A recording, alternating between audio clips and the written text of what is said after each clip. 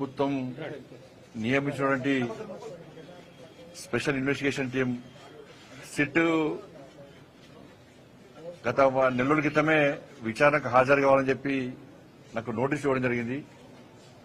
వాస్తవానికి గత వారమే హాజరు కావాల్సి ఉండే, కానీ పార్లమెంట్లో ఆపరేషన్ సింధూర్పై చర్చ ఉన్న సందర్భంగా పార్టీ యొక్క ఆదేశాల మేరకు ఆ రోజు పార్లమెంట్లో తప్పకుండా పాల్గొనాల్సి ఉండే కాబట్టి సిట్ అధికారులకు సమాచారం ఇచ్చి రాలేకపోతాను సమాచారం ఇచ్చిన తర్వాత వల్ల తిరిగి ఈ రోజు రావాలని చెప్పి సిట్ అధికారులు నోటీస్ ఇచ్చిన తర్వాత ఇలా సిట్ విచారణకు వెళ్తున్నా.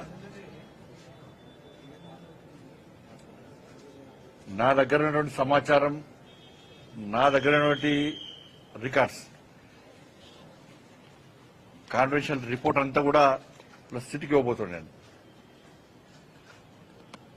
ఒక కేంద్ర మంత్రి కాకుండా ఒక బాధ్యతాయుతమైనటువంటి ఒక పౌరునిగా నా దగ్గర పూర్తి సమాచారాన్ని సిట్కు అందజేసే ప్రయత్నం చేస్తున్నా.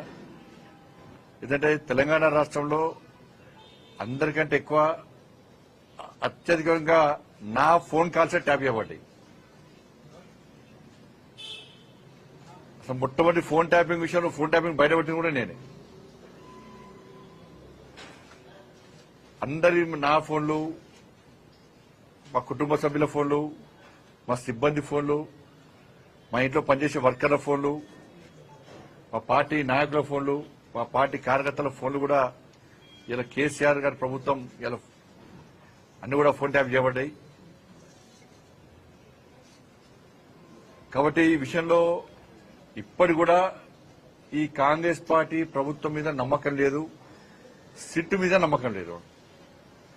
సిట్ అధికారులు పోలీసులను తప్పుపడతలేము, అధికారులు మంచోళ్లే, కానీ వాళ్లను స్వేచ్ఛగా అధిక విచారణ చేసేటువంటి అవకాశం కాంగ్రెస్ పార్టీ ప్రభుత్వం, రేవంత్ రెడ్డి ప్రభుత్వం ఇస్తలేదు. ఇదంతా కూడా టైంపాస్ కోసమే.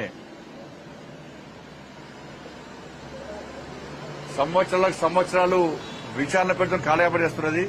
కేసీఆర్ కుటుంబంలో ఒక్కరిని ఇంతవరకు అరెస్ట్ చేయాలి. కమిషన్లు వేసారు, టైంపాస్ చేస్తున్నారు. కమిషన్ రిపోర్ట్లు వచ్చినా చర్యలు తీసుకునే పరిస్థితి లేదు. కాబట్టి బీఆర్ఎస్, కాంగ్రెస్ ఇద్దరి మధ్య దోస్తానా, వాళ్ళిద్దరు కలిసి ఈ డ్రామాలు ఆడుతున్నారు. కాబట్టి దీని మీద నమ్మకం లేదు.